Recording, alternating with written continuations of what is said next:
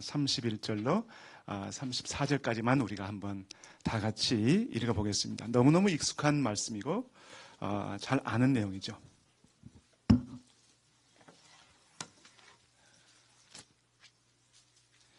자, 마태복음 25장 31절로 34절까지만 읽겠습니다. 원래는 46장까지인데요. 다 같이 시작. 인자가 자기 영광으로 모든 천사와 함께 올 때 자기 영광의 보좌에 앉으리니 모든 민족을 그 앞에 모으고 각각 분별하기를 목자가 양과 염소를 분별한 같이 하여 양은 그 오른편에 염소는 그 왼편에 두리라. 그때 임금이 그 오른편에 있는 자들에게 이르시되 내 아버지께 복받을 자들이여 나와 창세로부터 너희를 위하여 예비된 나라를 상속하라. 네, 너무너무 우리가 잘 아는 내용이죠. 익숙한 내용이고, 그러나 이 배경을 우리가 안다면은 전혀 우리가 생각하지 못했던 그런 내용인 것을 우리가 알 수 있을 것입니다. 그러면 저희가 이 마태복음을 잠깐 저희가 다시 한번 이렇게 보겠습니다. 배경으로요. 여러분들이 마태복음 몇 장이 있죠? 전체가 28장. 예. 그런데 28장을 마태가 1장, 2장, 20장, 28장 이렇게 썼을까요? 그건 아니에요. 후대에 한 1800, 1600년 이후에 성경을 두루마리로 읽다가 이제 절과 절이 없으니까 어디를 말씀하려면 굉장히 어려운 거예요, 찾기가. 그래서 장을 쪼갰고 그 장에다가 또 절을 만든 거예요. 그래서 우리는 굉장히 쉽게 몇 장 몇 절 하면 쫙 아는데 옛날엔 이거 힘들어요. 예. 그래서 오늘날 우리가 얘기할 때는 28장 이렇게 얘기합니다. 근데 마태는 복음을 전하기 위해서 이 마태복음이라고 하는 그 당시에는 편지입니다. 편지를 썼을 때 대상이 주로 누구였을까요?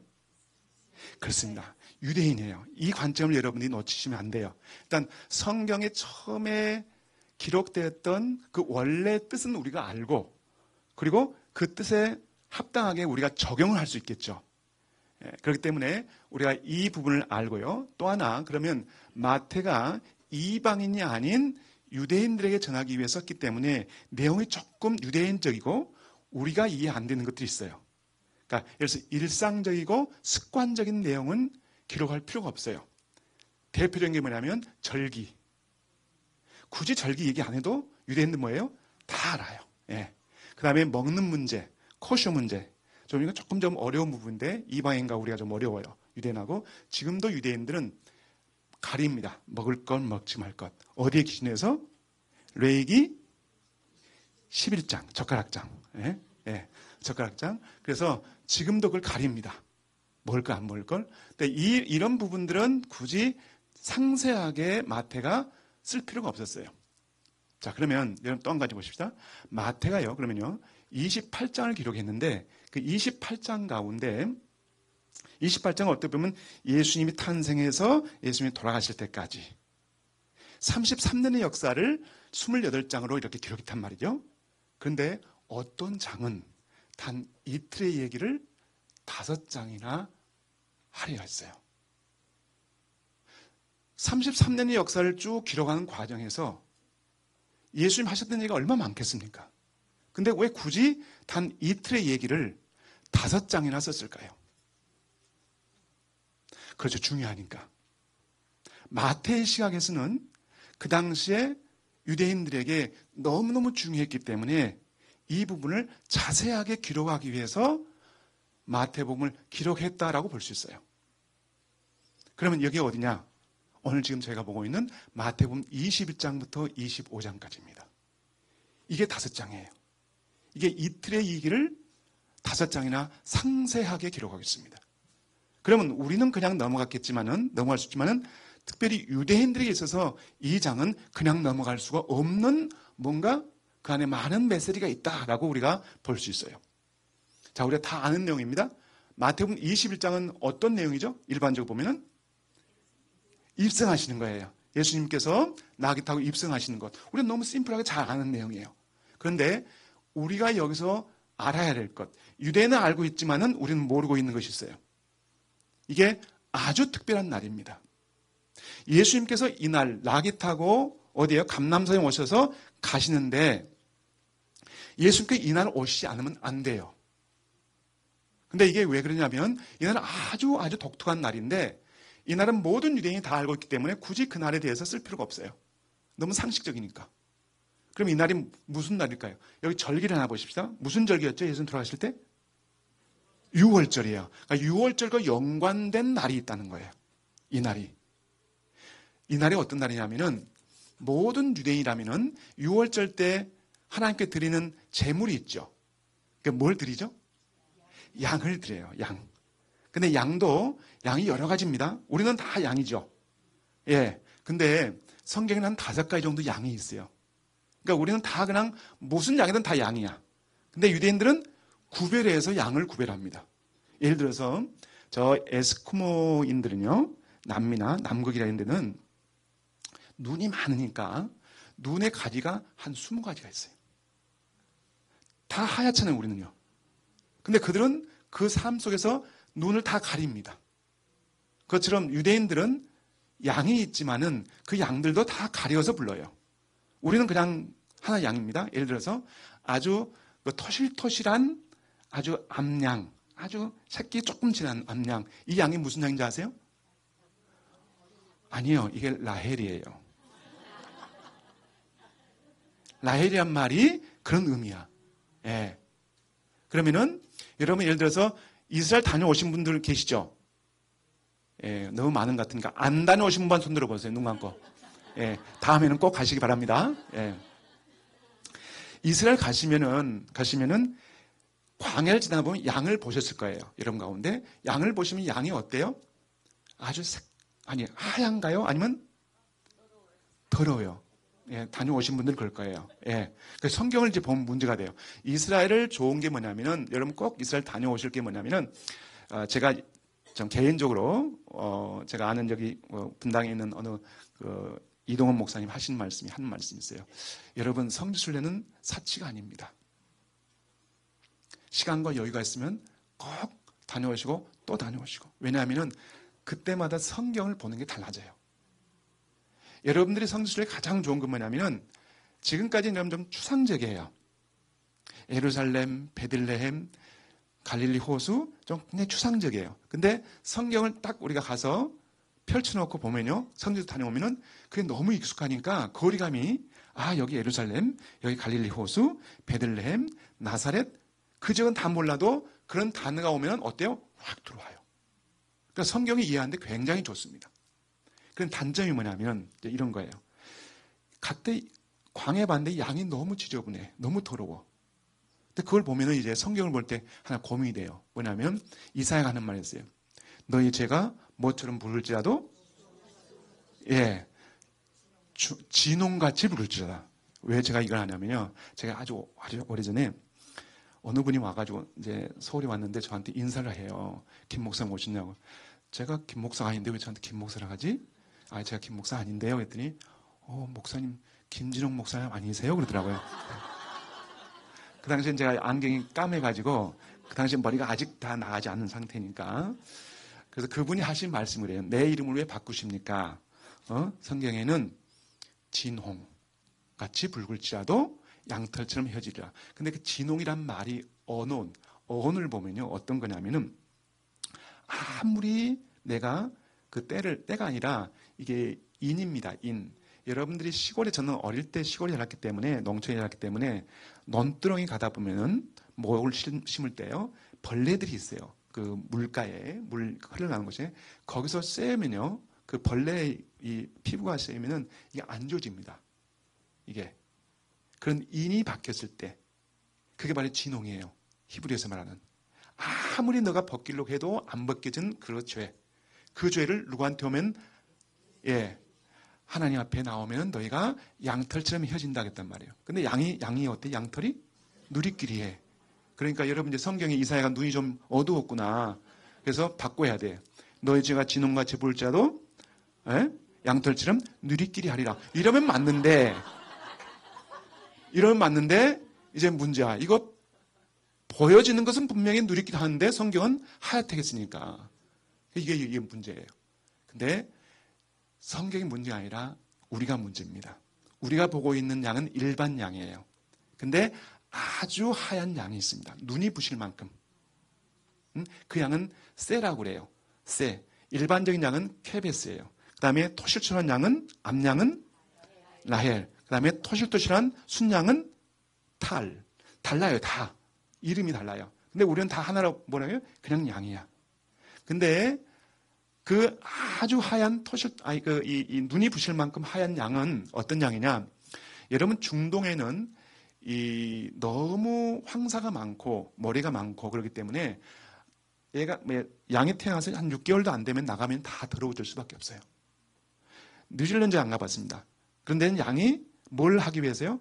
양 털을, 그것을 하기 위해서 양을 키우잖아요. 근데 이스라엘은 식용으로 키웁니다. 먹기 위해서. 그렇기 때문에 양 털에 대한 가치가 없는 거예요. 그러다 보니까 이제 문제는 뭐냐면, 그러면 어떤 양이 눈이 부실 만큼 하였냐? 바로 태어난 새끼 양. 아직 엄마의 젖을 먹고 있는 그 새끼 양은 그 우리에서 떠나지 않습니다. 그 양이 바로 이사야가 말한 양이에요. 그러니까 이사야가 말한 양이 틀려야 맞아요? 맞는 거죠. 자, 그런데 이런 양을, 1년 된 이 양을 반드시 6월절 되면 누구한테 드려요? 하나님한테 드려야 되는데, 바로 하나님 드리기 전에 조건이 있어요. 내가 드리고 싶은데 이 양이 흠이 있는지 없는지는 나는 없다고 생각하는데, 흠이 있으면 될까요? 안 될까요? 안 돼요. 그럼 이걸 누가 검증해야 될까요? 제사장이요. 바로 이날 모든 유대인들은 하나님께 나가기 위해서 드리는 그 제사의 양이 흠이 있나요? 없나요? 라고 누구한테 보여준 날이에요? 제사장에게. 그러면은 이날 양이 몇 마리쯤 갔을 것 같아요? 정답입니다. 많이 갔겠죠. 아주 두루두루실하게. 요세푸스라는 사람의 기록에 하면은 6월절 때 드린 양이 몇 마리쯤 되냐? 26만 5천 마리입니다. 여러분 상상해 보셨습니까? 6월절 때 유대인이 드린 양이 그렇게 많았어요. 근데 양 한 마리는요, 한 가정을 속지 않는데 드려지는 양입니다. 그러면은 지금 여러분들이 한 가족의 구성원이 지금 우리 몇 명쯤 된가요? 4명? 5명. 5명 정도는 돼야죠. 그건 저의 기준입니다. 그러나 성경에 보면은 배예요. 10명은 됩니다. 그러면 자녀들이 평균 몇 명이에요? 8명은 돼요. 예수님 적보 보세요. 예수님 보면은 동생들 하면 7명이들 나와요. 7명 나오고 대신 그 당시에는 이제 그 딸내미들을 기록하지 않습니다. 거의요. 그러다 보니까 예수님도 기록해 보면 거의 동생들 5명, 6명 나오거든요. 그러면은 거의 8명이라고 볼 수 있어요. 그러면은 10명이 한 양을 드리는 거예요. 근데 이제 문제가 바로 결혼한 지 3, 4년밖에 안 된 가정들 있잖아요. 그런 가정들은 한 마리를 다 드릴까요? 드려도 되지만은 하는 말이 하나님 하신 말씀이 인수가 작거든 거기에 더하라고 그랬어요. 그러면 쉽게 말하면 6월절 때 양을 한 마리 가지고 새 가족들은 10명이 되는 것을 합쳐가지고 하나만 드려도 돼. 이런 뜻이에요. 자, 그러면 이 기준에 해서 요세푸스의 기준에 의하면은 유대인들이 이스라엘은 한 300만 명 살았을 것이다. 라고 추측하는 거예요. 그래서요. 그 당시에. 자, 그런데 어쨌든 여러분 상상해 보세요. 상상해 보시면은 6월절 때 양들이 지금 드리기 위해서 내 양이 드릴 수 있나요? 없나요? 해서 오는 양들이 지금 얼마나 많이 온다고요? 그런데 그때 예수님이 오셨기 때문에 그러면은 20마리가 넘는 이 양들은 자기 가정의 속죄를 위해서 이게 흠이 없나 있나 보기 위해서 온 거예요. 그런데 예수님은 왜 오셨을까요? 한 개인이 드릴 땐 내 가정을 위해서 드리기 위해서 양이 흠이 있나 없나 보러 왔지만은 예수님은 인류를 위해서 오신 분이에요. 나에게도 흠이 없나 있나 보라는 거예요. 그렇기 때문에 모든 사람들이 저분은 정말 메시아가 맞구나라고 생각해서 모든 사람들이 그에 합당한 찬양을 올려드립니다. 그게 뭔지 아세요? 찬송하려, 호산나 다윗의 자손이요, 라고 외치는 이 찬양은 절대 한 개인에게 드릴 수 없습니다. 신성 모독에 걸려요. 오직 메시아에게만 할 수 있는 찬양이에요. 우리가 여기 보시면 마태복음 21장 보십시오. 21장에 보시면 굉장히 많은 그 안에 우리가 알지 못한 내용이 있어요. 예를 들어서 여기 보시면 마태복음 21장에 보시면은 찬송하 주의 이름이 오시는 자여 라고 했을 뿐만 아니라 그 전에도 메시아에게만 할 수 있는 그런 나귀를 끌고 왔죠. 태웠죠. 그리고 가면서 자기 옷을 벗고 정료. 여기는 우리 안 나오지만 우리가 누가복음에 보면 정료 가지라고 나오죠. 가지예요. 그럼 이게 왜 그랬을까? 여러분들이 이걸 보려면 또 한 가지 뭘 알아야 되냐면 장막절에 대한 의미를 우리가 조금 생각해 봐야 돼요. 저 지금 그림에도 지금 저기 나오는데, 이 그림 좋네요. 여기 어린 양이 여기 있고요. 근데 장막절에는 여러분들이 이 정류나무 가지를 가지고 이렇게 장막을 만들어요. 천막을 텐트를 만드는데 이 장막절의 의미 가운데 하나는 뭐냐면 바로 하나님의 나라, 천국에 대한 상징적인 표현입니다.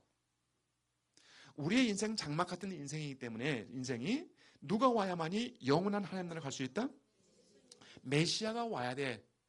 이거에 대한 간절한 소망이 언제 갔냐면 바로 장막절 때 그들이 장막을 치면서 이런 소망을 갖습니다.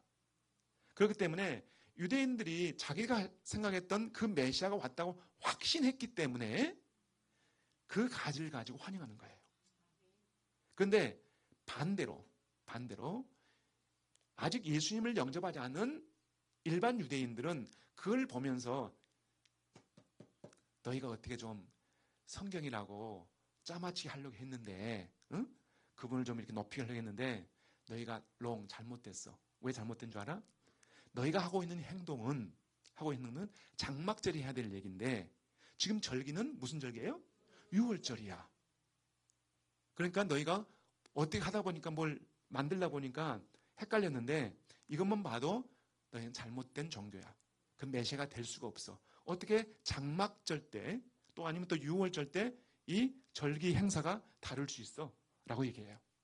그러나 반대로 비록 지금 6월쯤에도 불구하고 당신이 그렇게 기다렸던 천년 동안 기다렸던 그 메시아가 왔다고 확신하기 때문에 뭐 한 거예요? 정륜나무 가지를 흔드는 겁니다. 그리고 옷을 벗는 것은 약 예수님 오시기 전 한 70년 전부터 이제 왕에 대한 칭호로 자기 개인적으로 레드카펫을 깔아드리는 거예요. 자기 개인적인. 그러니까 예수님이 메시아라고 생각하기 때문에 그렇게 개인적으로 했던 겁니다. 자, 그러면은 여러분이 여기서 이제 한 가지 성경을 보는데 굉장히 제3자의 시각에서 성경을 지금 봐요. 이해하고 있고요. 근데 여러분들이 지금부터는 내가 그 안에 들어와야만이 이해가 되는 부분이 있습니다. 자, 뭐 어떻게 되냐? 여러분이 만일 여기에 수십만 명이 와 있어요, 지금요. 양들이 끌려가고 있어요. 근데 예수님이 나귀 타고 가신 그 모습이 보면서 모든 사람들이 호산나 다윗의 자손이여 라고 외칠 때 그 찬양은 메시아에 대한 찬양이란 말이죠. 그러면 여기에 가장 흥분한 대상이 누굴까요? 누구요? 바리새인? 제사장? 예수 믿는 사람들이죠. 그 가운데도 누구? 제자들. 생각해 보세요. 여러분들이 만일 예수님을 따랐던 3년 반 동안 따랐던 제자라고 생각해 보세요. 여러분 제자가 아닌 사람은 요거 오지 마세요. 여러분 마음속으로 12제자 가운데 한 사람의 마음을 여러분 품어보세요. 지금 아마 이름이 제일 익숙한 게 베드로겠죠. 아무튼 품어보세요. 한 사람이라도. 왜 이게 중요하냐면 여러분 전체 성경을 보는데 여기에 제자들의 마음을 이해 못하면 다음 성경에 이해가 안 됩니다.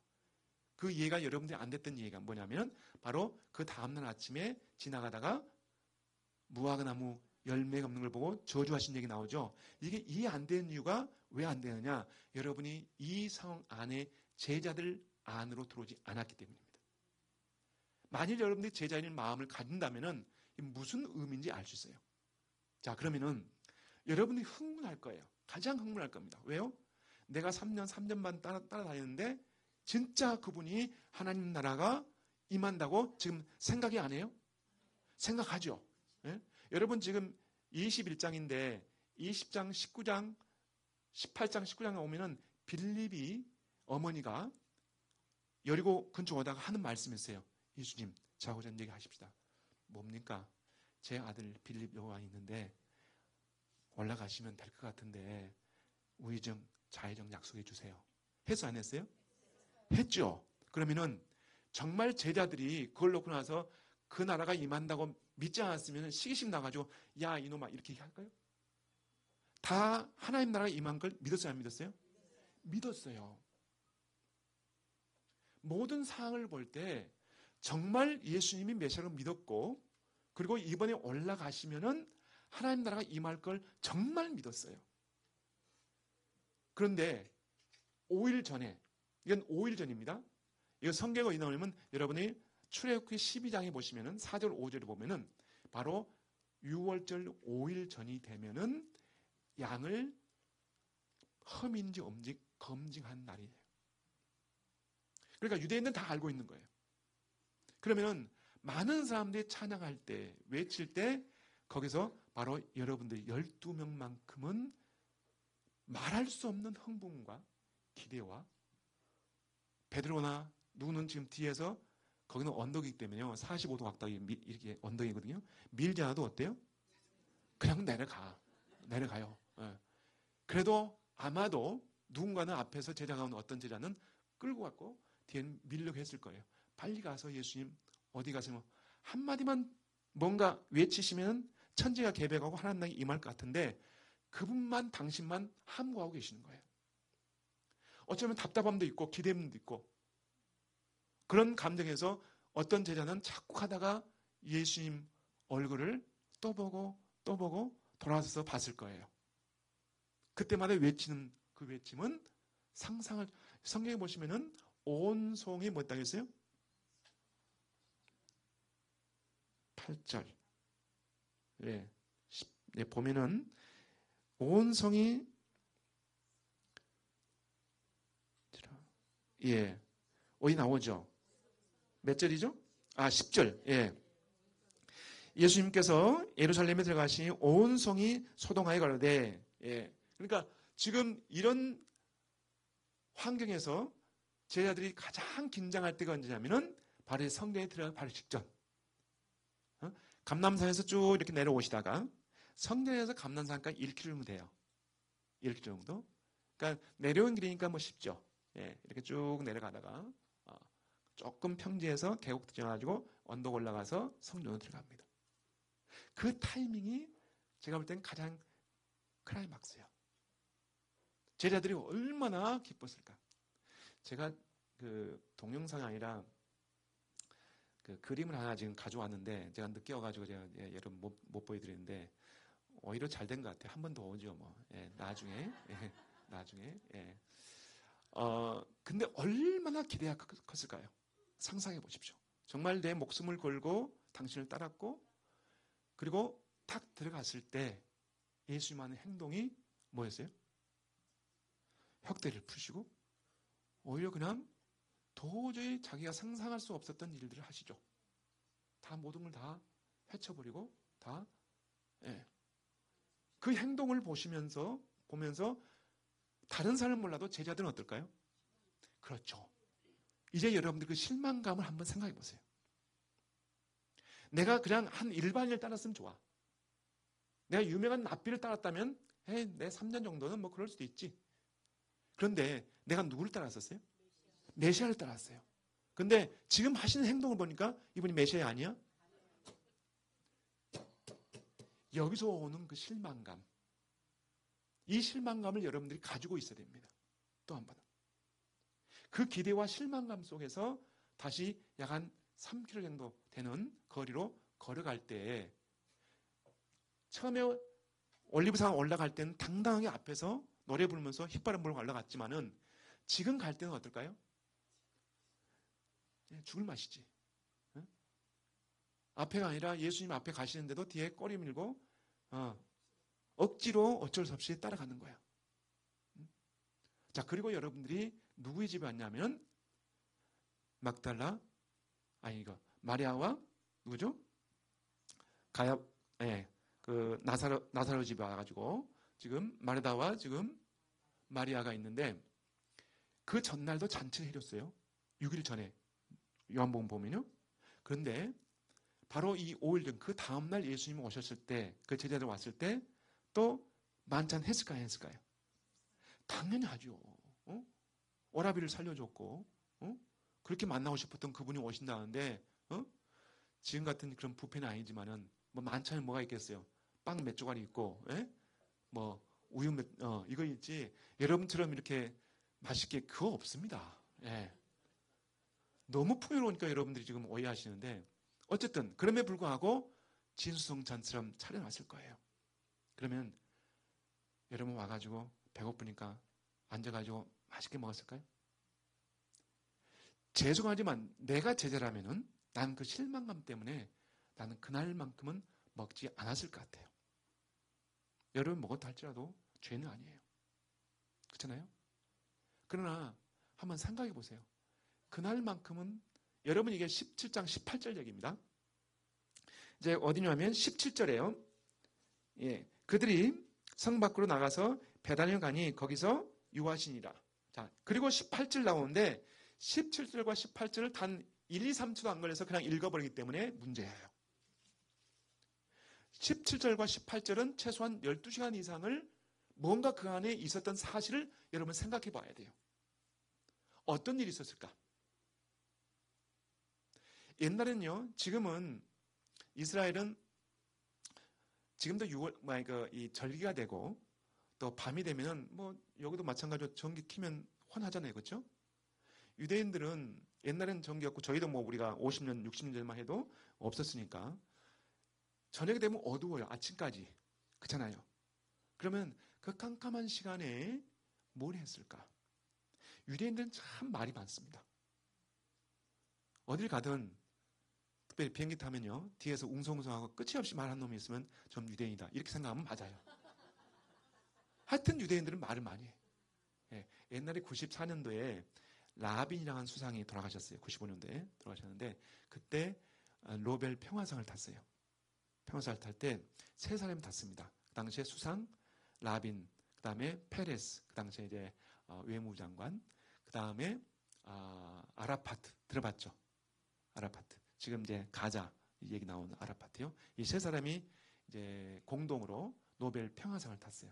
그날 저녁에 만찬을 하는데 전 세계 기자들이 쫙 와가지고 여기 세 사람이 있으니까 물어봐요. 손 들면서 왜요? 그랬더니 한 가지 질문이 있습니다. 유대의 특징이 뭡니까? 라빈 수상. 했더니 라빈이 딱 하는 말이 우리 많죠?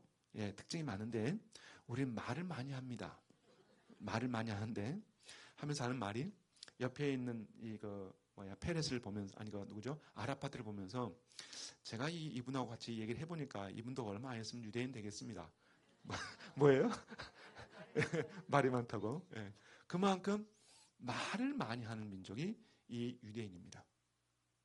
그런데 제가 놀랍게도 라빈 수상 죽었을 때 라빈 수상은요 저희 대학교 당시 법대생이 죽였어요. 집회하고 11시경에 집회 끝나고 나오는데 2m 후방에서 권총을 쏴가지고 죽었어요. 뒤에서 톡톡톡. 왜냐하면 우리 땅을 단 한 평도 아랍 쪽에 넘기면 안 된다. 그게 유대인들이에요. 예.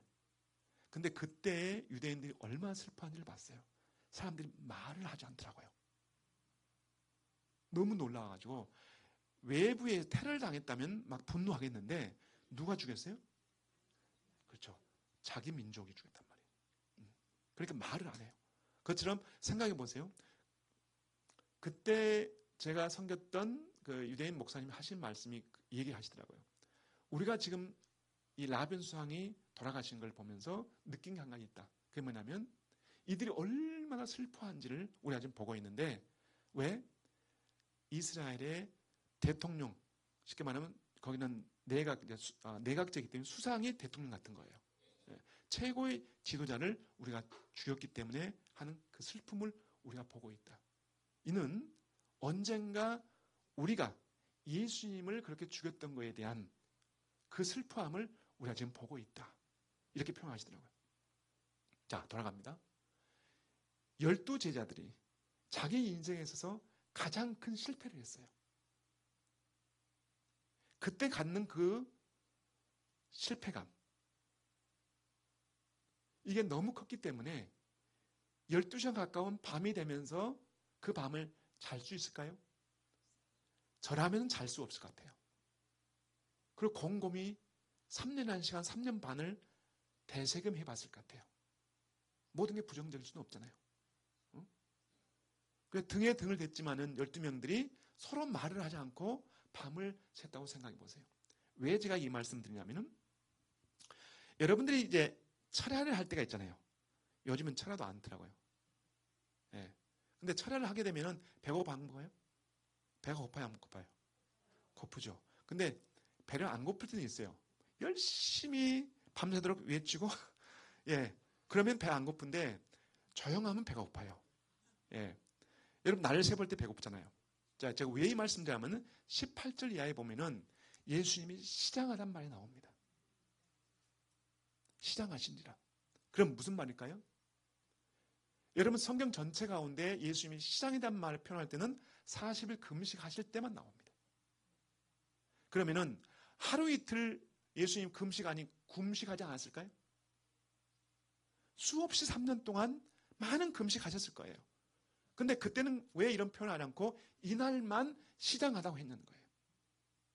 그러면은 상대적으로 이날 저녁에 뭐가 있었다는 걸 볼 수 있어요.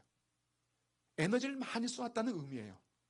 그 얘기는 뭐냐면은 12제자들의 생각을 당신이 알까요, 모를까요? 아셔요. 모르면 좋겠는데 저 베드로가 저 요한이 나를 그렇게 생각하고 있어? 너무 마음이 아프신 거예요.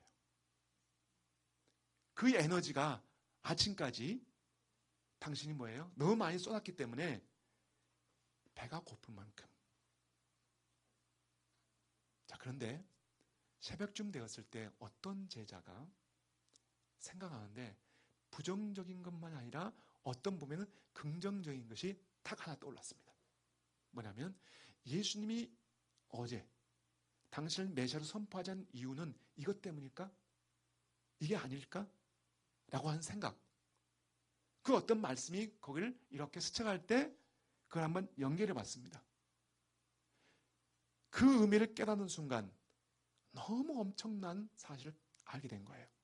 그게 뭐냐면 유대인들은요, 지금까지 이루어졌던 애언적인 사건에 대한 관심보다는 이미 다 이루어졌던 건 이루어졌으니까 아직 이루어지지 않는 것에 대한 관심이 있습니다.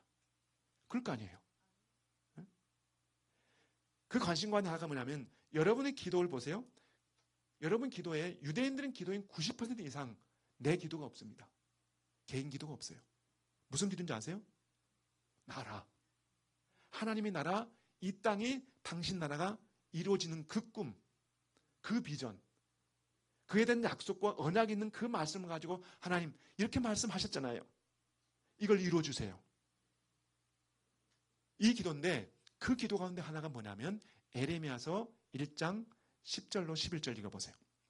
에레미야서. 여러분들 이해가 안 되는데 빨리 읽어보세요. 어떤 제자가 갑자기 에레미야서 1장에 나온 그 말씀을 생각했어요. 그러고 나서 번쩍 드는 뭐가 스쳐가요. 이 내용은 어떤 거냐면 에레미야가 하나님께 부름을 받아서 결국은 이제 당신이 세워지는 과정 가운데 하나님 하신 말씀이에요. 어떤 말씀이냐면 에레미야 내가 널 선택했다. 그렇기 때문에 내가 너에게 주는 말을 과감히 전해라. 왜냐하면 에레미야가 33년 동안 어떤 일 당했어요? 너무너무 많은 고난을 당했습니다. 왜요? 마지막 유다가 멸망이 전에 그 왕들 3명을 갈아치우면서 그 가운데 있으면서 어땠어요? 하나님이 주신 메시지하고 왕이 하려고 한 메시지가 다르기 때문에 충돌하기 때문에 누가 힘든 거예요? 에레미야가. 그러니까 하나님이 아세요. 그래서 하신 말씀이 에레미야한테 내가 주는 말이야. 응? 그러니까 담대하게 전해. 내가 너를 선택할 때 창조 전부터 내가 너 엄마 뱃속에 있기 전부터 내가 선택했다. 응? 그러면서 입술을 지어주면서 주시는 말씀인데 그때 첫 번째 미션이 뭐냐? 하나님이 주신 말씀, 이 말씀이에요. 한번 읽어볼까요? 시작. 에레미야야, 내가 밖에서 뭘 봤느냐? 나오죠? 한번 크게 시작. 읽어보세요. 1장 11절인가요? 11절. 에레미야서. 예. 예. 네. 예. 그 다음.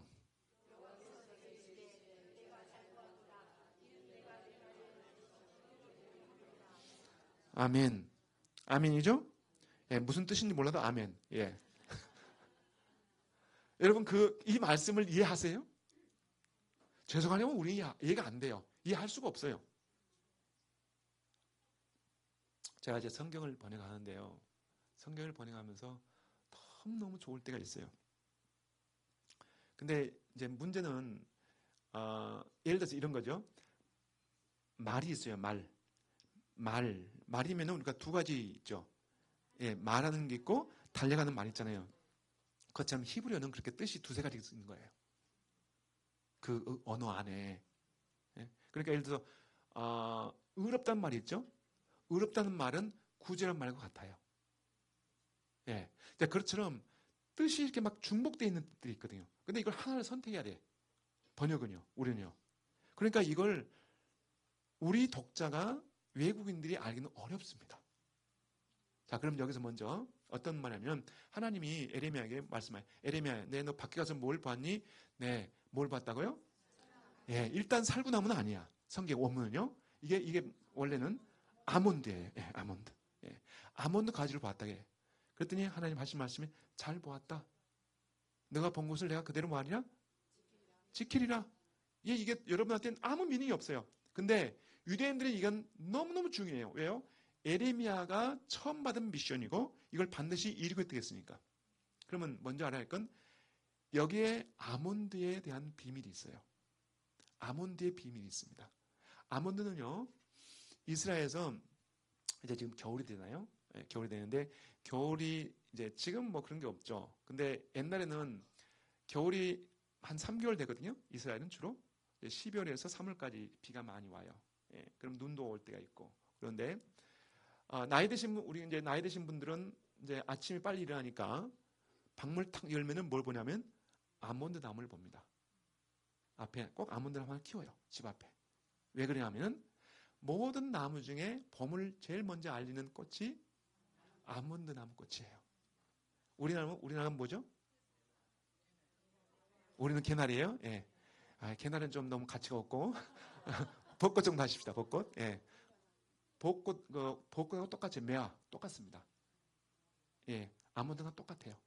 똑같은데 이 아몬드의 특징이 있어요. 그럼 아몬드가 꽃이 피면은 그 다음에 뭐가 열리죠? 열매가 열릴 거 아니에요. 열매가 열려요. 근데 이 열매를 언제 딴 줄 아세요? 여러분 성경에 보면 수장절 무슨 어느 절기죠? 어렵다. 네, 장막절. 예, 장막절. 예. 장막절은 뭐냐면은 우리가 봄에 들어와서 여름에 바로 들어가기 전에 추수감사절이 대부분 6월 달쯤 5월에서 6월에 있습니다. 이건 밀을 하나님께 드리는 절기예요. 추수감사예요. 근데 가을에 드리는 추수감사가 또 있습니다. 그건 뭐냐면 열매들이요. 주로 뭐냐면 이 과일 열매인데 대표한 게 이 아몬드예요.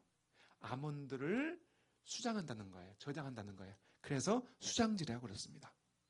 자, 그러면은 결론이 뭐냐면 아몬드의 특징은 꽃은 제일 먼저 피는데 모든 나무 가운데 마지막으로 열매를 맺는 나무가 뭐다? 아몬드라는 거예요. 자, 여기까지 이제 여러분 이해했죠? 근데 하나님이 뭐라 하냐면 내가 그것을 지키라고 그랬는데 아몬드란 말이 이게 뭐냐면 쉐케드예요. 쉐케드예요. 쉐케드인데 쉐케드란 말을 히브리 말을 이게 명사를 동사로 시키면요. 잘 들으세요. 쉐케드가 쇼케드가 돼요. 쉐케드인데 쇼케드가 돼요. 그러면 쇼케드란 말은 무슨 말이냐? 반드시 내가 한 예언을 지킨다 그런 뜻이에요. 그러니까 내가 아몬드를 아몬드 하리라 그랬던 거예요. 네. 자, 그러면 여러분들이 여기서 미닝을 알아야 될 게 뭐냐면은 유대인들이 생각하는 거예요. 처음인데 모든 것 가운데 마지막으로 열리는 것이 아몬드란 말이죠. 이런 민족을 내가 반드시 만들겠다는 뜻입니다. 자, 그러면은 지금 우리 메시아의 주들은 너무너무 쉽게 이 말씀을 이해가 돼요. 뭐예요? 복음의 첫 봉오리, 꽃봉오리 어디서 폈죠? 이스라엘, 유대인이었죠? 근데 모든 민족 가운데 유대인들은 언제 마지막에? 언제 돌아오죠? 마지막에. 예, 제가 말을 잘못해가 마지막 돼버렸네요. 예. 그러니까 여기에 비밀이 있는 거예요. 하나님이 말씀하시기를 너희가 복음을 첫 열매, 꽃봉오리를 폈지만은 열매는 모든 민족 가운데 마지막 때 내가 열매를 너희를 거두리라. 내가 이것을 지키리라 했단 말이에요. 그러면은 제자 가운데 어떤 제자가 이렇게 연결해 버렸을 때 엄청난 의미가 이제 이루어지는 거예요. 뭐냐면 당신이 메시아가 아니라 메시아가 맞다는 거예요. 근데 단 이스라엘 유대인만 구원할 게 아니라 전 세계 사람을 다 이방인까지 다 구원하시려는 뜻이 있다면은 그 뜻 때문에 지금 뭐 하신 거예요? 예수님이 어제 당신을 선포하지 않았다는 말. 그러면은 좋지만 또 여기서 큰 문제가 있어요. 가장 큰 문제는 뭐냐면 그 기간이 언제인지 모르지만 얼마인지 모르지만은 이방인의 복음이 들어가서 다 돌아올 때까지 자기 민족은 어떻게 되겠냐는 거예요. 옆에 있는 누구한테 찔러봤을 거예요. 이 말씀을 가지고. 그랬을 때 그 친구도 그렇다면 너무너무 의미가 달라지는 거예요. 두세 명이 그러다가 약간 뭔가 소리가 들리는데 예수님이 후다닥 일어나셔가지고 나가시는 거예요. 그러면 지나가다가 뭘 봤어요? 살구나무 아니고 무화과 나무인데 그것은. 그러고 나서 열매 없다고 말씀하셨는데 이때 열매가 있어요? 없어요? 없습니다. 이때는요. 여름에 무화과나무 열매예요. 그렇잖아요? 근데 열매 없는 걸 보고 나서 저주하셨단 말이죠. 근데 왜 하셨죠? 열매가 없으니까. 아니에요. 예수님이 이렇게 하시자 제자들이 물어봤어요. 예수님 왜 하셨습니까? 그랬더니 답을 줬어요. 그런데 불구하고 여러분들 답을 받았는데 불구하고 여러분들이 이해를 지금도 못해요. 왜 그런지 아세요? 여러분이 제자가 안 됐기 때문이고 여러분이 그 안에 안 들어왔기 때문에 그렇습니다. 무슨 말이냐면 뭐라 하냐면 너희가 믿고 의심치 아니하였다면 뭘 의심했다는 거예요 지금? 그렇죠. 너희가 나를 끝까지 메시아로 믿었다면은 의심치 않았다면은 너희가 이 산을 무슨 산이에요? 여기에 있는 감람산 같은 이 산을 들어서 명하여 저 바다의 지중해나 사해 던지려 해도 그렇게 될 수 있는 그 권세 있는 하나님 나라에 너희 같이 함께 할 텐데 내가 어젯밤에 뭐 했다? 의심했다는 거예요. 그 믿음 없는 그 의심한 그 제자를 향해서 너무 괘씸해서 그들 저주하고 싶은데 그 열매 없는 믿음을 보면서 뭘 보는 거예요? 없다고요?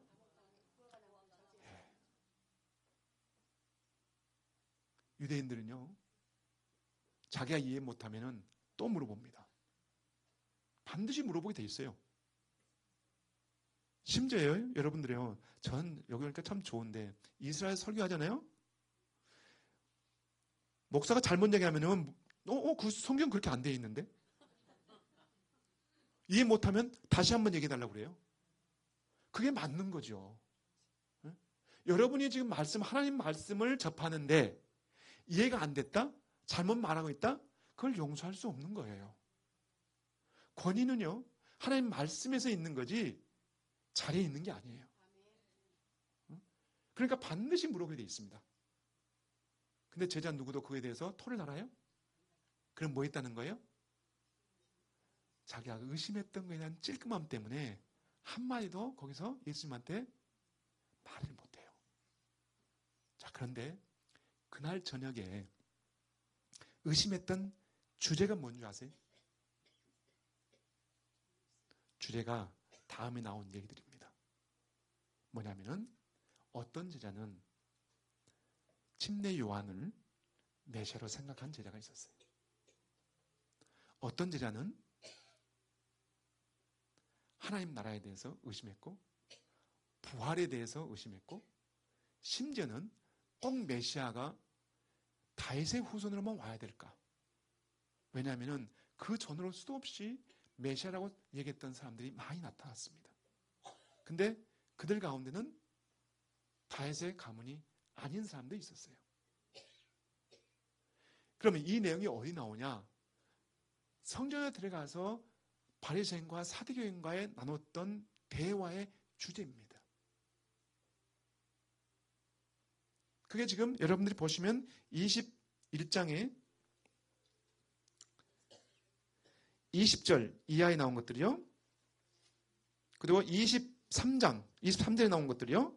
이게 지금 무슨 권세를 가지고 이렇게 얘기하냐 할 때 요한 얘기를 나오죠.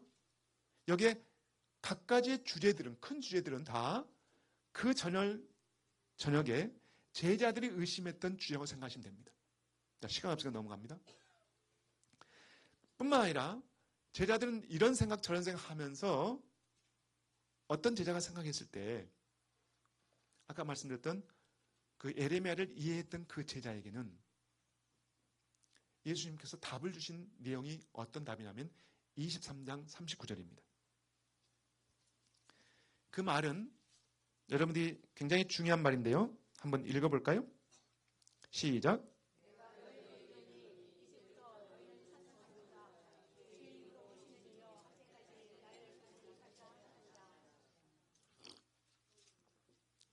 이 말씀을 그대로 문자적으로 이해한다면 예수님이 어떻게 하고 오신다고 했어요? 예, 너희가. 이 너희는 누굴까요? 여러분일까요? 아니면 유대인입니다. 그러면 똑같이 하루 전에 이 일을 했거든요. 이렇게 했어요. 근데 이 얘기는 뭐냐면은 지금 아까 잠깐 말씀드린 어떤 제자가 에레미야서를 이해한 그 제자에게 주는 말씀이에요. 그래, 온 인류를 위해서 내가 왔기 때문에 너희뿐만 아니라 열방도 다 돌아오고 그리고 이런 일을 너희가 나를 다시 초대하면은 다시 어디서? 바로 이 유대 땅에서 이스라엘에서 그리하면 내가 올 거야. 그러기 전까지는 내가 뭐한다? 오지 않으리라. 이 얘기에 의하면은 우리 시간대를 보면 이미 이스라엘 나라가 있으니까 너무 좋죠. 감사하죠. 여러분 2000년 동안 이 말씀이 있는데도 불구하고 여러분 이렇게 했습니까? 예수님 하신 말, 직접 당신이 하신 말씀이에요. 여러분 하지 않습니다. 의미를 몰라요. 근데 유대인들은 예수 믿지 않는 사람이 할지라도 성전에 가서 통곡에 가서 기도할 때마다 이 기도를 합니다. 어디 나오냐? 시편 118편 26절, 25, 6, 7절 나옵니다. 그들은 메시아를 오기 위해서 지금도 그렇게 기도하고 있어요. 자, 그러면 분명한 것은 그 전에 보시면 예루살렘이 황폐하게 되리라 이런 말 나와요. 그럼 왜 그랬을까? 어떤 제자들은 그렇게 생각한다면은 지금 굉장히 중요한 게 주제가 뭐냐면 지금 마태가 이걸 언제 썼을까 하는 것도 생각해 봐야 돼요. 그러면 여기서 마태가 왜 마태가 이걸 썼을까 하는 거 생각해 보고요. 그 가운데 하나는 마태가 쓸 당시에 예수님이 돌아가셔서 한 30년 지났을 때 예루살렘이 굉장히 화려하게 복원이 됐습니다. 그러면 여러분 성경에 보시면은 이런 말씀하세요. 예수님이 오늘 오셔가지고 이 성전을 허물라 내가 며칠 만에 다시 세우리라. 그랬더니 옆에 있던 사람이 하는 말이 당신 누군데 우리가 지금 이건 몇 년 동안 지었는데 46년 동안 지었는데 당신이 단 3일 만에 있을 수 없는 얘기다. 그랬잖아요. 물론 그 의미상으로 예수님이 당신 몸을 얘기했잖아요. 자, 그런데 그러면 성전이 지어진 게 46년일까요? 그거 틀린 것도 아니고 맞는 것도 아니에요. 응? 왜냐? 예수님 시대, 예수님 오셨던 그 해까지가 46년이에요. 응? BC 19년부터 AD 지금 예수님 오신 게 27년이에요. 그러면 46년이에요. 이 해가. 그러면 이게 그럼 46년 딱 그 해 그럼 끝났냐? 아니에요. 이 성전 계속해서 AD 64년까지. 쉽게 말하면 성전과 예루살렘이 83년 동안 복원됩니다. 너무너무 화려하게 아름답게 복원이 돼요. 자, 그럼 예수님이 AD 30년에 돌아가셨어요. 아직도 몇 년이에요? 30년 이상, 35년 동안 계속해서 지어지고 있는 거예요. 근데 예수님이 좀 이제 그 나중에 얘기하셨지만은 다 이 성이 뭐 한다고 했어요? 무너지라 했죠. 근데 무너졌어요? 안 무너졌어요? 아직은 안 무너졌어요. 그러니까 믿는 자들이 예수님 하신 말씀이 있었는데 아닌가 봐.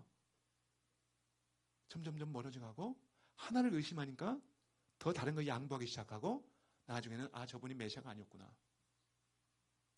그리고 많은 사람들이 복음으로부터 멀어져 가고 있을 때 마태가 아니야. 주님이 하신 말씀이 비록 더디다 할지라도 당신이 하신 말씀 반드시 이루어질 거야. 우리가 보았고 우리가 그에 대한 하신 모든 것을 우리가 삶을 부활하신 보았고 승천한 것을 본 증인들이 아니냐 라고 해서 기록하고 있습니다. 그러면 이게 언제 됐을까? 제가 생각엔 제 개인적으로는 어쩌면은 마태가 이 마태복음서를 기록한 시기는 64년에 완공했고 이때까지 이 예루살렘과 이 모든 것들이 마태복음에 허물어진 것이 없죠. 그러면 이때까지 존재했다고 볼 수 있습니다. 그리고 나서 66년부터 70년까지 1차 뭐예요? 독립운동을 해서 결과적으로 AD 70년경에 그 성전이 무너집니다. 그러면 지금 독립운동 기간이 아니에요. 그러면 언제 시간이 AD 65년이라 볼 수 있습니다. 마태가 이걸 쓴 기간, 시기가.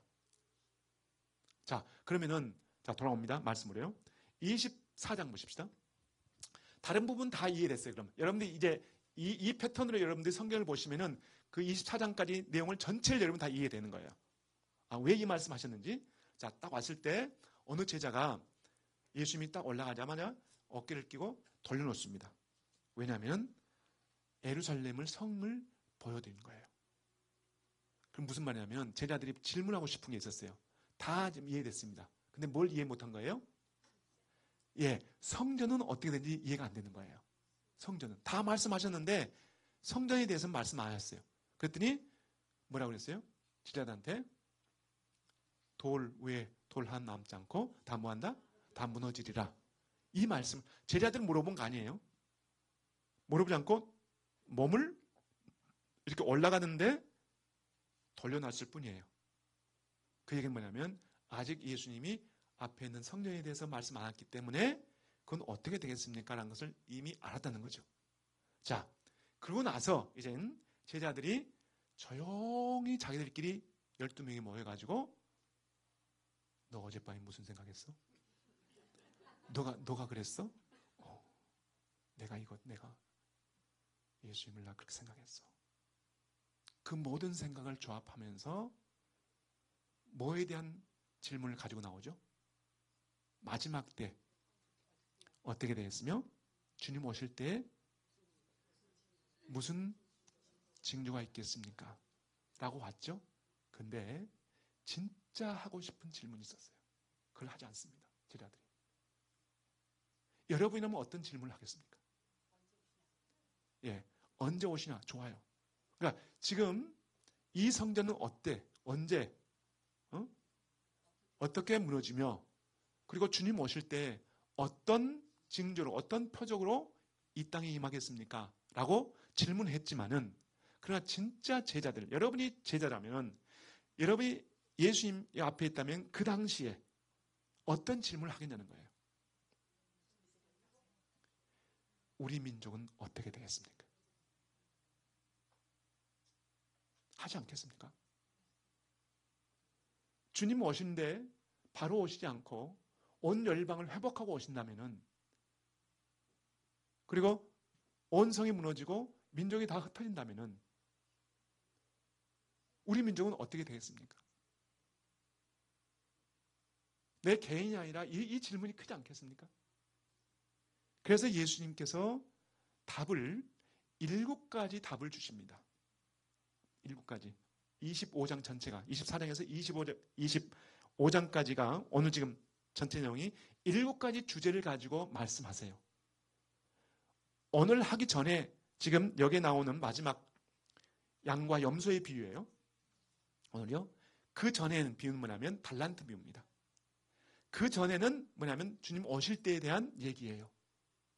성경과 연관해서. 그러니까 2가지, 7가지 내용 가운데 2가지는 제자들 질문하지 않는데 답을 주세요. 그 답이 뭐냐면 달란트 비유와 뭐예요? 마지막 때 예, 오늘 얘기했던 그 주제입니다. 그러니까 여러분 달란트 비유도 다릅니다. 비유가요. 유대인들이 볼 때는 좀 굉장히 다른 비유예요. 너희가 끝까지 너희가 믿음을 지킨다면 내가 너희에게 줄 상급이 너무 크다는 거예요. 그 상급이 뭐냐? 제가 이걸 이제 이해하려면 굉장히 길어지는 내용인데 제가 성경을 보면서 하나님 앞에서 받을 여러분이 가장 큰 물질적인 상급 그게 가진 뭘까? 여러분이요 성경에 보시면은 돈에 대해서 성경에 나올 때 있어요. 우리가 이제 좋게 비유할 때는 너 마음이 있는 곳에 아니 너 물질 있는 곳에 너 마음이 있다 그랬죠. 이 정도는 우리가 긍정률을 봐줘요. 근데 성경에 보면 아주 이상한 말씀이 있거든요. 예, 제 딸이 언제 이제 학교에서 유대인들은 다 성경을 배웁니다. 배운데요. 아빠 이런 말씀도 있어 그랬더니 우리말로는 성경이 안 돼 있어요. 뭐냐면은 그게 어디냐면요. 한번 보세요. 잠언 10장 19절인가? 잠언 전도서는 잠언인데 이런 말씀입니다. 빵은 웃음을 짓게 하고 와인은 삶을 기쁘게 하는데 돈은 모든 것을 응답하게 한다고 했습니다. 틀린 말 아니에요? 맞죠? 예. 네. 그러니까 우리말로는 그렇게 안 돼 있어요. 한번 찾아보세요. 여러분 성경에 보시면은 시간 좀 지나도 되죠? 예, 예. 예. 저는 진짜 여러분들하고 하고 싶은 건 하루 종일 하는 거예요, 하루 종일. 예. 예. 예. 옛날에 저희 섬겼던 우리 저 권사님 잘 아시는 그 유대인 목사님, 키스 목사님 분은 오셔가 집회하면요. 오후 7시 집회하면 아침 7시에 끝났어요. 12시간 동안. 예. 눈이 제가 어두워서 제가 잠언 전도서 10장 19절인데 그게 한번 어디 봅시다.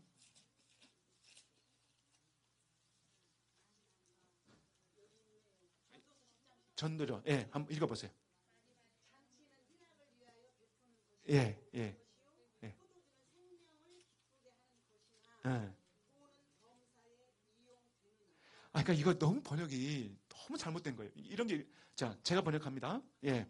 빵은 웃음을 짓게 하고, 와인은 삶을 기쁘게 하는데, 돈은 모든 것을 응답하게 한다. 근데 지금 이렇게 번역이 되어 있어요. 이런 게 너무 많습니다. 예. 자, 돈 하다 보니까 이상한데만은. 여러분, 물질적으로 하나님이 영적인 게 아니라 물질적으로 가장 크게 여러분에게 남겨놓은 뭐랄까요? 선물이 있어요. 그게 뭔지 아세요? 세상에서 가장 가치 있는 가치를 평할 때 우리는 최고의 질량을 평할 때 세상이라고 하죠. 응? 세상을 얻고도 내 생명을 잃으면 무슨 소용이 있냐? 그 세상은 뭘까요? 이 지구를 말합니다. 지구. 그렇죠? 근데요. 성경에서 말한 것은 이 지구가 아니에요. 여러분이 남겨놓을 선물은 뭔지 아세요? 은하계. 은하. 우주 안에 있는 은하들 있죠. 네? 이거 얘기하려면 굉장히 또 많은 시간이 되는데, 제가 그래서 이 은하에 대한 성경에 나와 있습니다. 성경에 나와 있어요. 여러분들이 성경 어디 나오냐면, 여러분들이 신명기 4장 19절, 4.19는 있지 않죠? 4.19 혁명. 예? 예. 그러니까 신명기.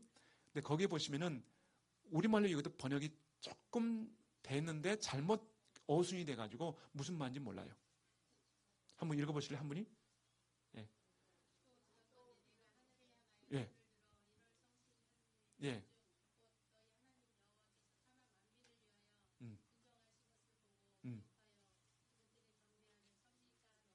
예.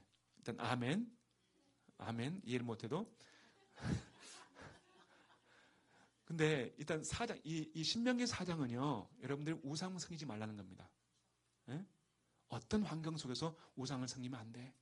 심지어 18절에 보시면은 하나님은 영이시기 때문에 나에 대한 어떤 형상을 가지고 나를 하지 말라. 심지어 너 몸에다가 뭐도 하지 말라? 문신도 하지 말라 그랬어요. 예. 그러면서 19절에 하신 말씀이 이거야. 두렵다. 너희가 하늘을 보아서 해와 달과 별과 그다음에 별들의 그러니까 별들의 무리인데 이 무리가 뭐냐면 바로 은하예요. 은하. 이것들을 보고 내가 경배하거나 섬기지 말라. 왜냐하면은 이것들은 하나님께서 태양 아래에 있는 당신의 자녀들을 주기 위해서 나누어 놓으셨기 때문이라 했어요. 여러분이 진짜 믿냐는 거예요. 여러분요. 여러분 신앙, 하나님을 아는 사람은요. 정말 아는 사람은 어떤 고백이 저는 제일 먼저 중요하게 생각하냐면 창세기 1장 1절. 태초에 하나님이 천지를 창조하시니라. 이걸 여러분 되새김하세요. 하나님을 내가 정말 믿는다 하면은 태초가 언제인지 몰라. 그러나 하나님이 천지를 창조했다. 근데 제가 이 하나님이 태초에 천지를 창조했다. 이거 번역하는데 3개월 걸렸습니다. 저는요. 제가 저희 존경하는 우리 이동훈 목사님이 저한테 이 목사님은 구약도 해야지. 그 말 한마디에 제가 이걸 이제 번역을 하게 됐어요. 근데 3개월 동안 왜 못했냐면요. 일단 시작하면 끝을 가야 하잖아요. 그러니까 두려운 거예요. 이건 뭐 신약 정도야 뭐 시간 투자하면 되겠지만 구약은 너무 많잖아요. 양이. 근데 중간에 그만두면 내가 안 되는 거고. 또 하나 고민 중에 하나가 뭐냐면 천지라고 그러니까 너무너무 번역이 좀 빈약해요. 예. 쉽게 말하면 하나님이 이 우주를 창조하신 걸 담아야 돼요.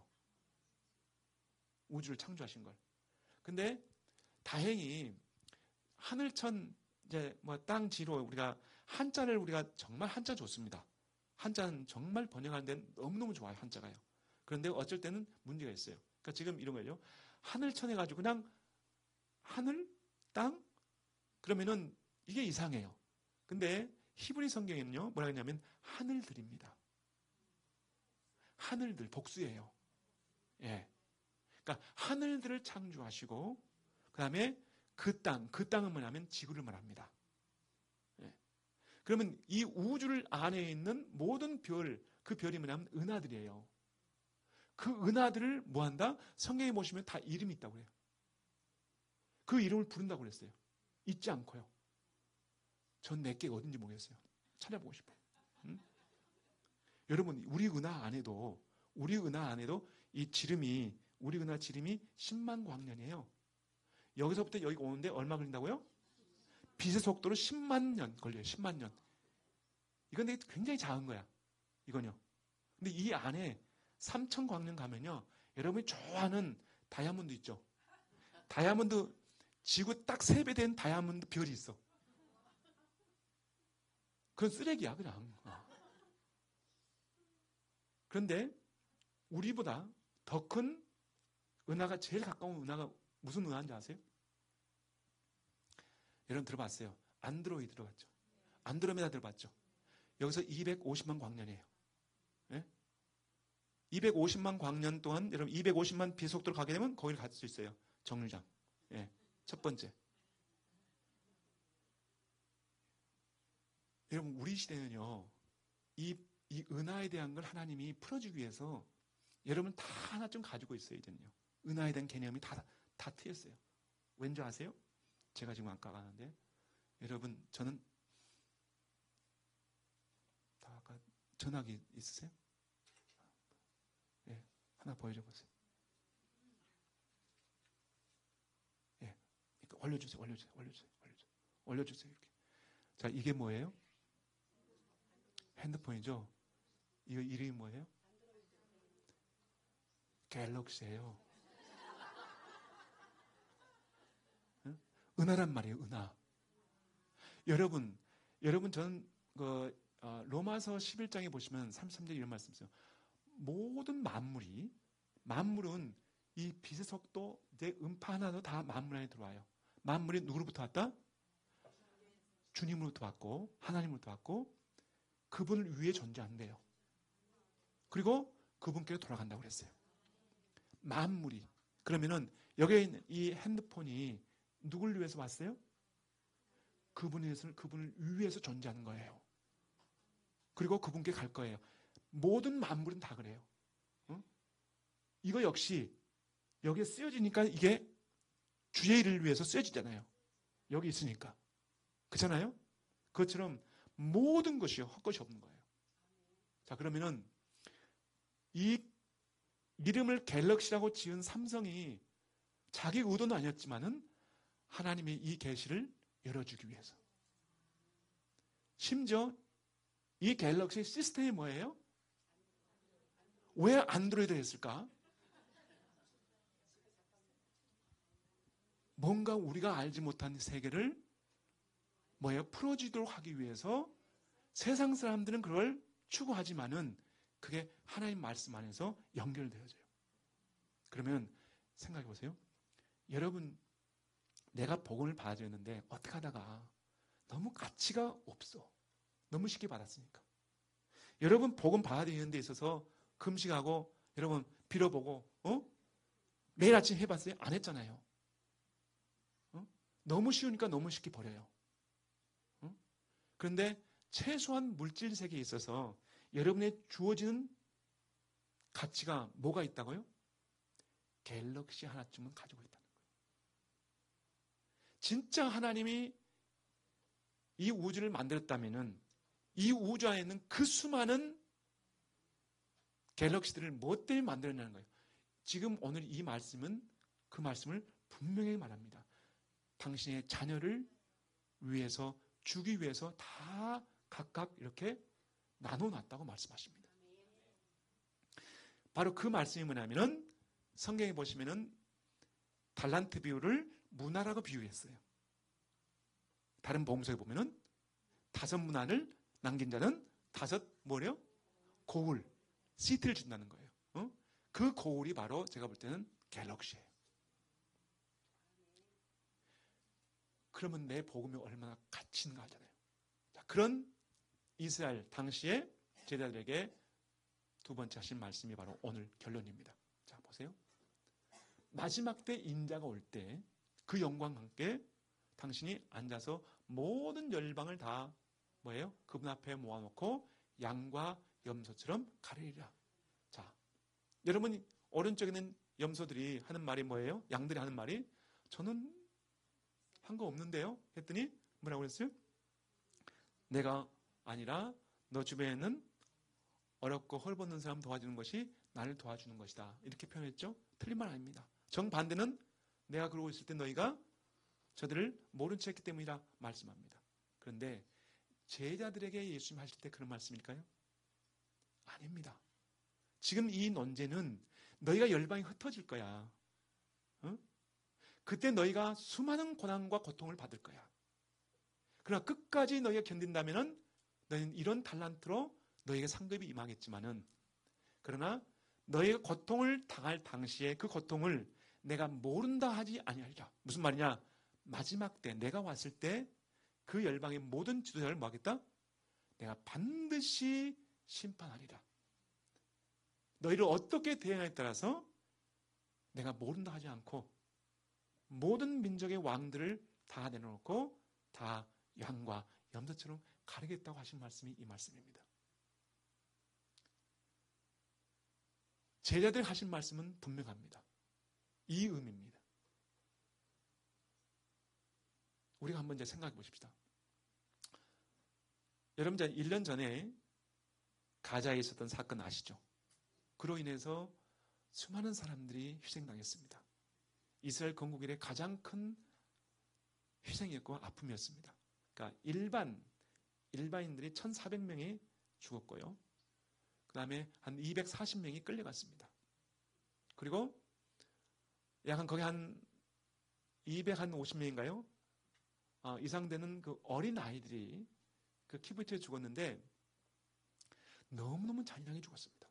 방송에 나오지 않습니다. 목이 없고 팔이 없고 어린 아이들이에요. 이 아이가 누구 아이인지 짝을 맞히는데 DNA 검사에서 맞췄습니다.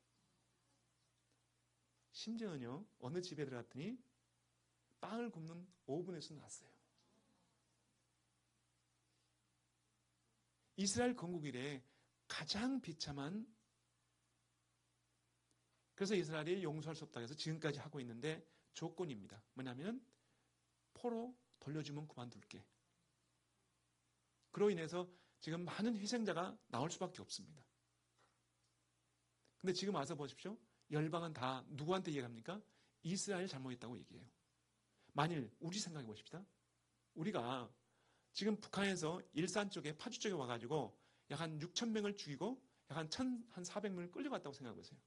그럼 우리는 가만히 있어야 될까요? 왜 제가 말씀드리냐면 이스라엘 인구 900만이고 우리는 지금 한 5천만이에요. 1,400명에다가 우리가 곱하기 한 5을 하면 한 6천 명 될 거예요.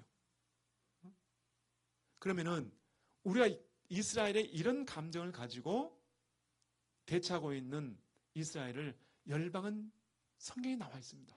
마지막으로 가는 거예요. 저는 감사하게도요, 우리나라가 이 아시아권에는 역사적으로 이스라엘과 이렇게 부딪힌 적이 없습니다. 그래서 굉장히 호의적이에요. 근데 나중에 여러분들하고 이제 정말 얘기하고 싶은 내용이 있습니다. 오늘 이제 이게 첫 번째고요. 그 뭐냐면 이스라엘에서 하나님께서 준비한 한 민족이 있습니다. 마지막 때 이스라엘을 시기할 민족으로. 그 민족이 어디 있는지는 몰라요. 근데 아시아의 한 나라입니다. 아시아에. 저는 이제 네 단어라고 생각하거든요. 일본, 한국, 중국, 몽고 이쪽으로 저는 이렇게 봅니다. 근데 저에게 섬겼던 그 키스 목사는 내가 꼭 얘기할 때는 덧붙인 게 있어요. 필리핀일 수도 있어. 필리핀도 가능하다. 아시아권 가운데 한 나라니까. 이 주제를 가지고 여러분들 얘기할 때는 또 한 번 제가요. 그때 이제 늦지 않겠습니다. 제가 오늘 근데 지금 제가 화장실을 가려고 했는데 너무 긴장돼 가지고 화장실도 안 가고 지금 예. 어쨌든 여러분들이 이해 안 됐으면은 이 부분에서 여러분들이 다시 한번 질문해 주시고요. 시간이 이제 제 시간이 뭐 목사님 못 옵니다. 하여튼 제가 끝나야 끝난 거니까 예. 혹시라도 예. 질문 여기에 대한 이해가 안 되는 분 있으면 예. 예, 목사님. 코리아요? 코리아 얘기하려면 예. 코리아 얘기하려면 이거 진짜 제가 제 주제거든요. 코리아란 말이 이제 히브리 말로 뜻이 있어요. 여러분 다 새 이름 있단 말이에요. 예. 여러분 이름 여러분 자신이 지었나요? 누가 지었죠? 예, 아버지 어머님이 지었단 말이죠. 너는 이런 꽃분이가 되어라. 꽃분이잖아요. 예. 예. 근데 우리나라 이름은 대한민국 이름은 누가 지어줬을까? 뭔가 누굴 통해 지어졌지만 다 아까 만물은 다 그렇죠? 그러면은 코레아라고 하는 이 코리아는 제가 볼 때는요 정말 이건 신의 언어입니다.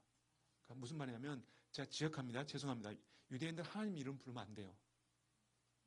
그러니까 이걸 지역하면요 여호와께서 부르는 자. 이 말이 코레아예요. 상상해 보셨습니까? 주께서 부르는 자. 이 민족이 코레아란 말이에요. 그걸 저는 어디서 알았냐면은 제가 이걸 제가 혼절했어요. 저 기절했습니다. 근데 그게 제가 나중에 올 주제니까 제가 설명해 드릴게요. 이사야서 55장 5절이에요. 이사야서 55장 5절. 예. 그러니까 그거 보면 보라 이스라엘아 너가 알지 못한 한 나라 한 민족을 너 이스라엘 너가 부를 것이다. 그들이 너에게 달려올 것은 주 하나님 그분의 영광을 위해서 온다고 그랬어요. 여기서 너가 알지 못한 한 나라를 부른다고 하는 말이 코리아의 어원을 가지고 있습니다. 예. 저는 한국인이기 때문에 저는 그렇게 의미를 부여하고 그래서 우리나라가 그러면은 뭘 해야 되느냐 온열 이스라엘만 해야 그건 아니에요. 이스라엘만 해야 한다면 이건 비성경적인 거예요. 예. 이스라엘 품고 이스라엘까지 가는데 온 열방을 품어야죠. 그래서 이스라엘까지 가는 거예요. 예. 그리 하면은 이제 주님 오시는데 저는 그러기 위해서는 반드시 나중에 이스라엘이 나라가 있어야 되고요. 그리고 나서 이 나라가 하나님의 절대적인 주권 아래서 이스라엘을 시기할 만큼 잘 돼야 돼요. 육적으로, 영적으로. 여러분들이 잘 돼야만이 뭐 한다고요? 예. 여러분 역사를 우리나라의 역사를 보면요. 재밌는 게요. 최초로 우리가 복음이 들어온 적이 언제죠? 예, 일반적으로 1800? 예, 우리가 이제 시험 안 봐서 좀 시험 봐야겠네. 예, 예, 1885년. 예, 예. 자, 그런데 우리가 언더우드 아펜젤 선교사님 들어올 때를 기준으로 한 거예요. 우리 개신교를 얘기합니다. 그러나 캐톨릭은 또 달라요. 캐톨릭은 더 빠릅니다. 근데 캐톨릭이 빠르다고 해서 저는 그 캐톨릭이냐는 그렇게 보지 않습니다. 이거 언제냐면요. 놀라지 마세요. 실은 공식적으로 여러분 안다면 1700년대입니다. 1783년, 4년쯤 돼요. 예. 이게 언제 시냐면 정조시대 때입니다. 정조. 정약용, 예, 정약용, 예, 맞습니다. 정약용이 복음을 받으래요. 그런데 여러분 그보다 더 먼저 받으려는 점이 있어요. 우리나라 세조가, 우리나라 왕세자가 복음을 받은 적이 있다고요. 몰랐죠. 신기하죠. 그러면 왕세자인데, 세자면은 왕이 돼요. 그분의 꿈은 뭐냐면 우리나라를 복음으로 국정을 운영하겠다고 그랬어요. 그런데 2달 만에 죽어요. 그 얘기를 하고 나서요. 인조가 그 아들 누구래요? 소현세자를 죽입니다. 소현세자. 소현세자가 바로 복음을 받으립니다. 예. 그게 언제냐면은 국사 시간이네 이제. 1622년이면요. 이 인조 반정을 해서 쉽게 말하면 광해는 들어봤죠. 광해. 예. 광해가 그 전에는 누구죠? 선조잖아요. 선조 때 우리가 이제 임진이란 이제 거쳐하고 그 다음에 이제 광해가 왕이 됐는데 어쨌든 신하들하고 이게 문제가 있어가지고 누구죠? 조카인가요? 삼촌인가요? 인조가요. 그래서 어쨌든 인조 반정해가지고 자리 바꿈이 돼요. 그래서 인조가 결국은 이제 왕이 되지 않습니까? 근데 인조가 자기 자리를 이렇게 뺏었기 때문에 좀 세력이 약해요. 그러면서 결국은 저 외척인 누구죠? 당시 오랑캐인 청나라하고 관계가 안 좋아서 결국은 누구죠? 우르무치인가요? 누가 쳐들어와가지고 어디까지 갑니까? 남한산성에 삼도전 하자는 3번 절하면서 그러면서 50만 명이 끌려가요. 여인들이, 우리 어머니들이. 그때 끌려갈 때 2 왕세자를 끌고 갑니다. 누구죠? 여기 나오는 소현. 그 다음에 또 예, 우리 효정인 복림을 끌고 갑니다. 복림대군과 소현세자를 끌고 갑니다. 이게 언제냐면 1637년이에요. 그러고 나서 7년 후. 그러면 덧셈 해보세요. 1644년. 그때 이 청나라가 그 당시에 명나라를 지배합니다. 청나라가 명나라를 지배해요. 중국을 지배해요. 그때 누가 따라가냐면 소현세자가 따라가요. 거기서 누굴 만나냐면 아주 귀한 선교사 한 사람을 만납니다. 이분이 아담 샬이에요. 그분에게 복음을 받아줍니다. 그래서 그 편지들이 지금 바티칸에 있어요. 그건 나중에 와서 제가 설명해 드리겠습니다. 예. 어쨌든 근데 재밌는 건 그러면 왜 하나님께서 저는 그래서 여러분 영화를 봐도요.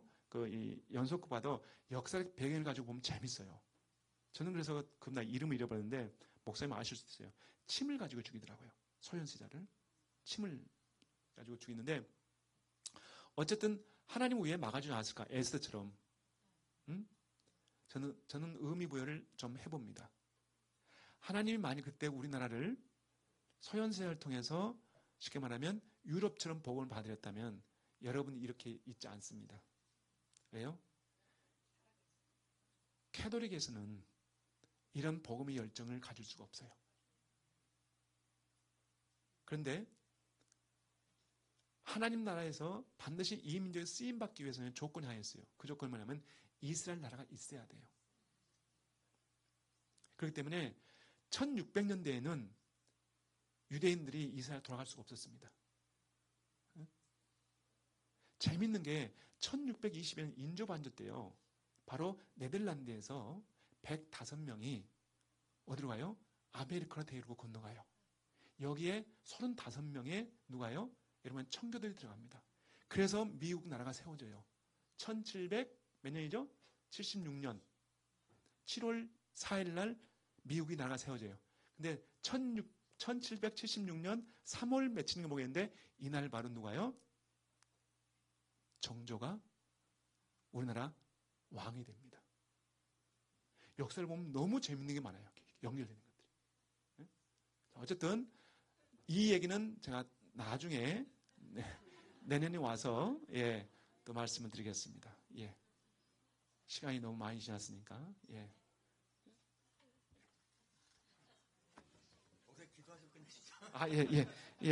하나님 감사합니다. 주어진 시간, 이 시간까지도 주님께서 섭리 가운데 계시고 또 우리 모임 가운데 모든 장소 가운데 주님이 함께 하신 것을 좀 믿습니다. 특별히 이 귀한 공동체 안에 오늘 주어진 말씀처럼 저희가 이스라엘 위해서 함께 할 수 있는 마음을 갖게 하여 주시고 저희가 이스라엘이 우리를 보고 시기할 만큼 우리가 영적으로 물질적으로 하나님을 통해서 풍성한 축복의 통로가 되어 없어서 주어진 시간을 주님께 드립니다. 함께 하신 것 감사하며 예수님 이름으로 기도합니다. 아멘.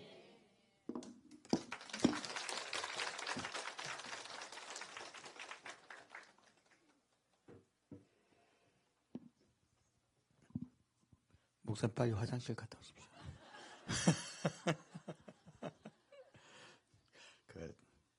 우리가 한 복음이라는 걸 제가 느끼는 게요. 오늘 오전 메시지가 주제가 이사야 55장 5절입니다. 한번 들어보세요. 제가 이스라엘과 우리 한국이 어떻게 연결되는가, 한국이 이스라엘을 위하여 향하여 어떻게 시기나게 할 것인가에 대해서 자세하게 메시지를 가지고 전했습니다. 근데 그건 이제 순서 단계 같은 과도 들어갔는데요.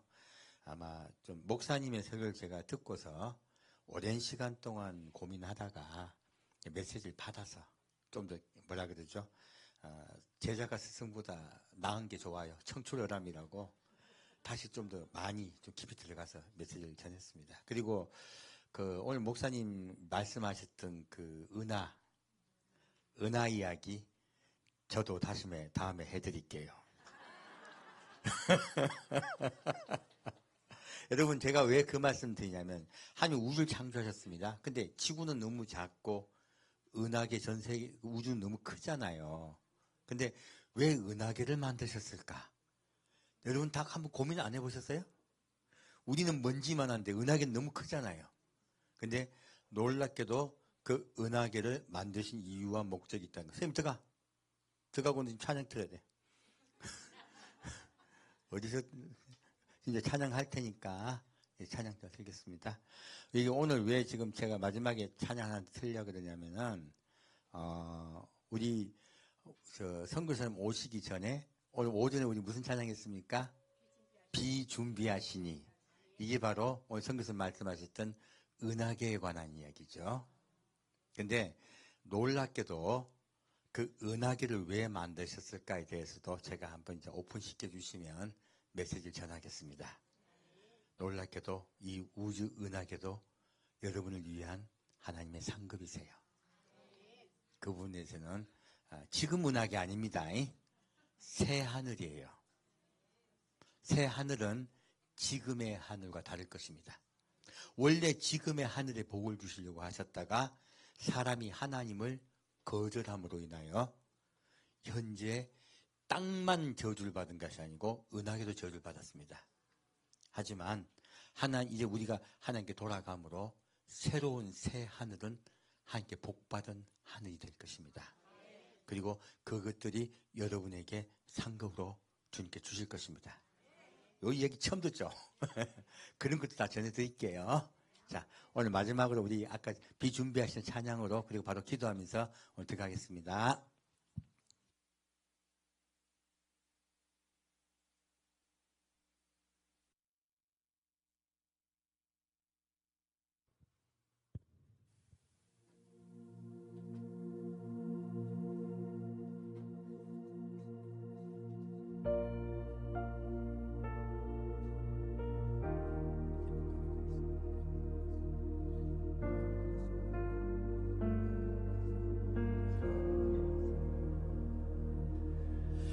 우리 주는 위대하며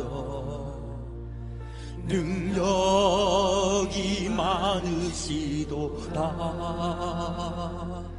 그의 지혜 무궁하며 인자는 영원하도다. 상한 자를 고치시며 상처를 싸매시도다. 별들의 수를 세시며 이름을 붙이셨도다. 그가 구름으로 하늘을 덮으시며 땅을 위하여 비 준비하시니 예루살렘아 여호와를 찬송할지어다. 내 하나님을 감사하으로 그 앞에 나가며 주 임재 앞에 경배해.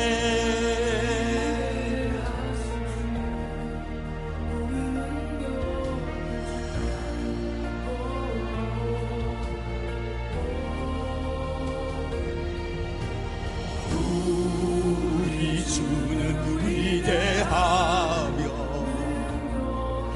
능력이 많으시도다. 그의 지혜 무궁하며 인자는 영원하도다. 그가 구름으로 하늘을 덮으시며 땅을 위하여 비 준비하시니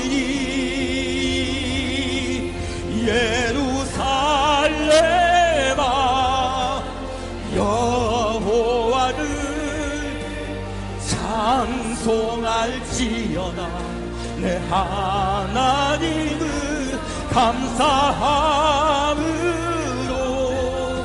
그 앞에 나가며 주 임재 앞에 경배해. 예루살렘아 여호와를 찬송할지어다. 내 하나님을 감사함으로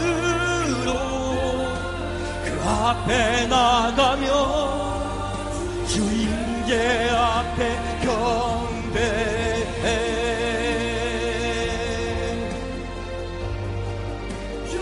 이빌마카사이 이빌라카사 그가 별들의 수를 세시며 별들의 힘을 붙이셨습니다. 이파바카 우리 성도 한 명에게 그가 주시려고 별들을 만드셨습니다. 이파마카사 한락 그의 사랑과 그의 은혜에 찬양하며 그 주께 나아갑시다. 예루살렘아 여호와를 찬송할지어다. 내 하나님을 감사함으로 그 앞에 나가며 주 임재 앞에 경배해. 예루살렘아 여호와를 찬송할지어다. 내 하나님을 감사함으로 그 앞에 나가며 주 임재 앞에 경배해. 예루살렘아 여호와를 찬송할지어다. 내 하나님을 감사함으로 앞에 나가며 주 임재 앞에 경배해 주 임재 앞에 경배해 기뻐하심을 그바코스가 이크탁심을 그와트코스가 이피크마스킬을 그와트와 와팔라파칼라스가 사랑하는 주님 이 마지막 때에 한국을 깨우시고 한국을 새롭게 하시사 이스라엘을 시기하는 나라 이스라엘을 돌아오게 하는 나라로 만들어줄 줄 믿습니다. 이 땅에 주님께 주신 사명과 임무를 우리가 최선을 다하여 이루겠습니다. 와파파바카 우리 성도 하나님의 마음에 성령을 부어주옵소서 성령을 부어주옵소서 새롭게 하여 주옵소서 이런 것을 지나갔으니 보라 새롭게 되었도다. 사명을 가지고 우리가 나아가겠습니다. 사명을 가지고 주님께서 맡기신 사명을 이루겠습니다. 완성하겠습니다. 우리를 이끌어 인도하여 주옵소서 인도하여 주옵소서 인도하여 주옵소서.